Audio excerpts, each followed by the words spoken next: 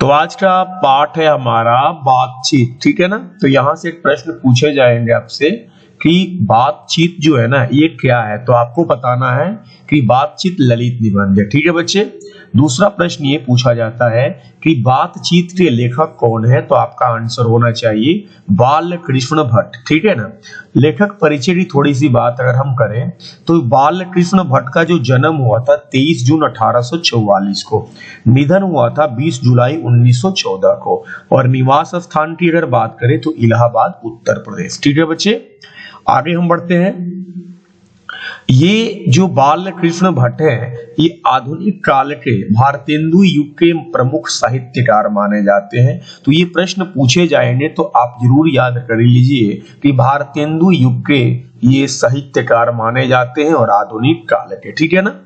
तो रचनाएं की अगर हम बात करें तो रचनाएं में इनका उपन्यास में रहस्य कथा, नूतन ब्रह्मचारी, 100 अजान एक सुजान, ये ध्यान में रखना कि जो 100 अजान एक सुजान है क्योंकि ये बहुत ही ज्यादा इंपोर्टेंट है।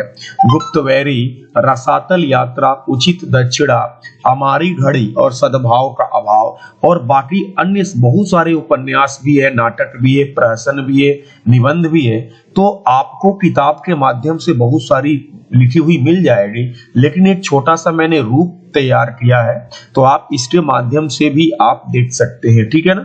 तो नाटक की अगर बात करें तो पद्मावती, शिशुपाल वध, एक रोगी और एक वैद, रील का विकेट खेल, बाल विवाह इनके द्वारा लिखा गया है, ठीक है।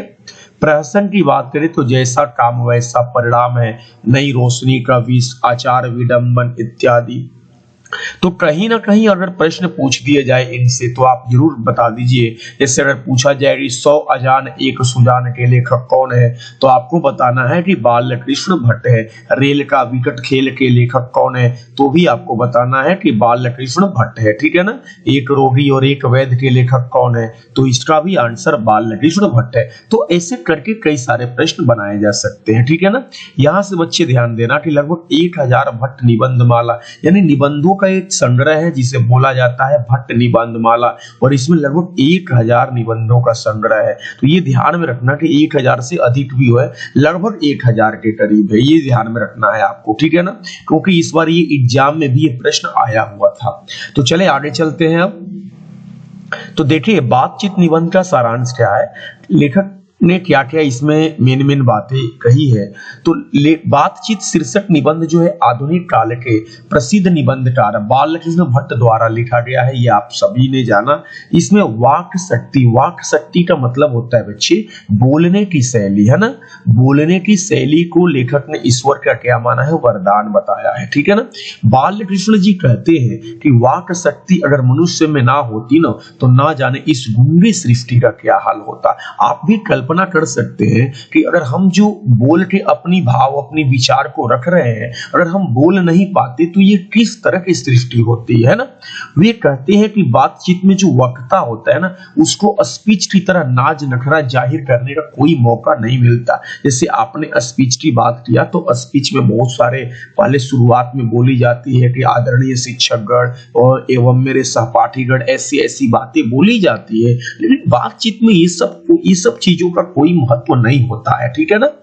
वे कहते हैं कि जैसे आदमी को जिंदगी मजेदार बनाने के लिए ना खाने पीने चलने फिरने इत्यादि की जरूरत होती है ना, वैसे ही बातचीत भी अति आवश्यक है। बिल्कुल बच्चे आप समझ सकते हैं कि जिस तरह के हमको खाने पीने चलने फिरने की जरूरत होती है, वैसे अगर हम किसी से बातचीत ना करें तो हम थोड़ा अपने आप को मतलब कि एक अनुकूल नहीं मान पाते हैं, ठीक है ना।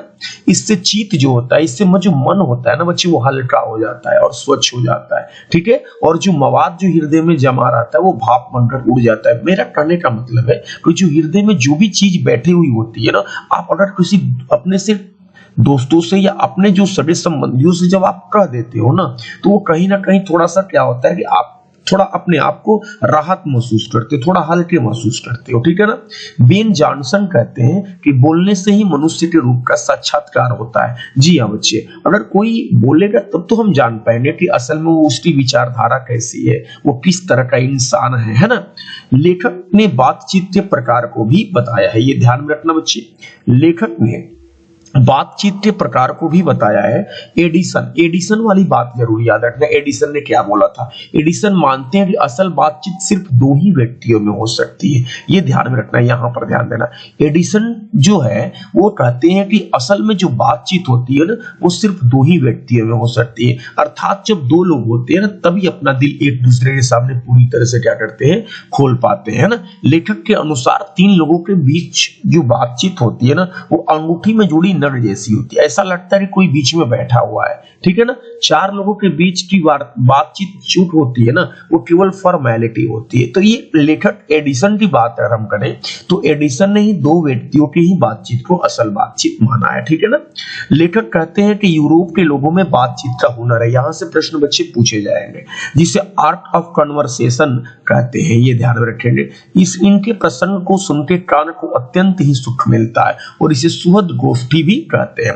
अंततः बालकृष्ण भट्ट कहते हैं कि हमें अपने अंदर एक ऐसी शक्ति पैदा करनी चाहिए जिससे हम अपने आप बातचीत कर ले, और ये बातचीत का यही उत्तम तरीका है। यानी लेखक के अनुसार जो है ना, बातचीत का सबसे उत्तम तरीका है कि वो अपने आप बातचीत कर ले, ठीक है ना। तो और एडिसन के अनुसार बातचीत, असल बातचीत सिर्फ दो व्यक्तियों में सही होता है, ठीक है बच्चे। तो हम कुछ प्रश्न लाए हैं और आप इन प्रश्नों को भी लगा देते हैं। इससे कुछ प्रश्न ये है कि बालकृष्ण भट्ट किस काल के रचनाकार हैं? तो आपको बताना है कि वो आधुनिक काल के हैं, क्योंकि आदिकाल, भक्तिकाल, आधुनिक काल इनमें से कोई नहीं। तो आधुनिक काल के भारतेंदु युग के कवि हैं, तो आपने पढ़ा भी होगा। दूसरा प्रश्न ये है कि बातचीत के माध्यम से बालकृष्ण भट्ट क्या बतलाना चाहते हैं? तो क्या भाषा की शैली बतलाना चाहते हैं, या बातचीत की शैली बतलाना चाहते हैं, स्वभाव की शैली, या इनमें से कोई नहीं? तो बच्चे वो बातचीत की शैली को बताना चाहते हैं, ठीक है ना। नंबर मेरा 3 है कि बालकृष्ण भट्ट का निवास स्थान कौन सा है? तो वो है इलाहाबाद, उत्तर प्रदेश है, ठीक है ना। चौथा प्रश्न है कि बातचीत से मन किस प्रकार का हो जाता है बच्चे? तो आप अपने चारों ऑप्शन को पढ़ेंगे तो आपको पता चलेगा कि बातचीत से जो मन होते जाता है वो हल्का और स्वच्छ हो जाता है, ठीक है ना। नंबर 5 कहता है कि बालकृष्ण भट्ट ने किस पत्रिका का संपादन किया था? तो ये याद रखेंगे बच्चे कि वो हिंदी प्रदीप पत्रिका का संपादन किया था, और ये एक मासिक पत्रिका था, ठीक है ना। ये याद रखेंगे, ठीक है, जो हर माह पे ये निकाली जाती थी। 6 नंबर प्रश्न ये है कि बातचीत शीर्षक निबंध के निबंधकार कौन है? तो इसका आंसर होना चाहिए बालकृष्ण भट्ट होना चाहिए, ठीक है। 7 नंबर है कि बातचीत किस विद्या की रचना है? तो क्या ये गीत है, या कहानी है, या निबंध है, या इनमें से कोई नहीं? तो ये एक निबंध है, ठीक है ना, क्योंकि हमने शुरू में ही बोला है कि यह एक ललित निबंध है। एडिसन के अनुसार असल बातचीत कितने लोगों के बीच हो सकती है? तो आपने समरी में पढ़ा होगा कि असल में जो एडिसन के अनुसार में जो असल बातचीत जो होती है वो दो ही लोगों में होती है, ठीक है ना। लेकिन लेखक के अनुसार जो होती है ना, वो अपने आप से बातचीत करना ये सबसे उत्तम तरीका माना गया है, ठीक है। अगला मेरा प्रश्न है कि बालकृष्ण भट्ट हिंदी प्रदीप मासिक पत्रिका निकालना कब प्रारंभ किया था? तो ये हिंदी प्रदीप जो मासिक पत्रिका है, ये लेखक ने 1877 में प्रकाशित किया था, ठीक है ना। कौन सी रचना बालकृष्ण भट्ट की है? तो ये आपका है रेल का विकेट खेल। याद रखेंगे बच्चे कि कछुआ जो धर्म है ये आपका चंद्रधर शर्मा गुलेरी जी का है, ठीक है ना, गुलेरी जी का है। और जो रेणुका है ये आपका है रामधारी सिंह दिनकर जी का है, रामधारी सिंह दिनकर का है, ठीक है ना। तो कौन सी रचना बालकृष्ण भट्ट की है? तो बालकृष्ण भट्ट की है रेल का विकट खेल, ठीक है ना। 11 नंबर की बात करते हैं। 11 नंबर है कि बालकृष्ण भट्ट किस युग के निबंधकार हैं? तो ये जो है ना भारतेंदु युग के निबंधकार हैं। कौन सा उपन्यास बालकृष्ण भट्ट द्वारा रचित है? तो ये जो बालकृष्ण भट्ट के द्वारा जो रचित है ना, वो है 100 अजान एक सुजान। पूछे बच्चे की गोदान किसके द्वारा रचित है? तो आपको बताना है प्रेमचंद, ठीक है ना। और महिला आंचल पूछे तो फणीश्वर नाथ रेणु का नाम लेना है। क्या बच्चे लेना है? फणीश्वर नाथ रेणु का नाम लेना है, ठीक है। चलिए, तो और 100 अजान एक सुजान किसका है? तो बालकृष्ण भट्ट का है। अब आगे बढ़ते हैं 13 नंबर पर। तो 13 नंबर कह रहा है कि किसके ना होने से सृष्टि जो होती है वो गूंगी प्रतीत होती है। तो सभी बच्चे ने पढ़ा भी है कि वाक शक्ति के ना होने से जो सृष्टि होती है ना वो गूंगी प्रतीत होती है, ठीक है ना। असल बात सिर्फ दो व्यक्तियों में ही हो सकता है, यह किसका कथन है? तो यह जो है आपका ये एडिसन ने कहा था कि असल बातचीत जो होती है ना वो सिर्फ दो ही व्यक्तियों में हो सकती है, ठीक है ना। मनुष्य के बातचीत का सबसे उत्तम तरीका क्या है? तो लेखक के अनुसार जो सबसे उत्तम तरीका है कि अवाक होकर अपने आप से यानी अपने से बातचीत करना, ये सबसे उत्तम तरीका होता है, ठीक है ना, लेखक के अनुसार। चलिए अगला प्रश्न पर हम चलेंगे। अगला मेरा प्रश्न है कि बालकृष्ण भट्ट का जन्म कब हुआ था? तो इनका जो जन्म हुआ था, आप हमें इनका जो जन्म है ना कमेंट में आप हमको बताएंगे कि बालकृष्ण भट्ट का जन्म कब हुआ था, ठीक है ना।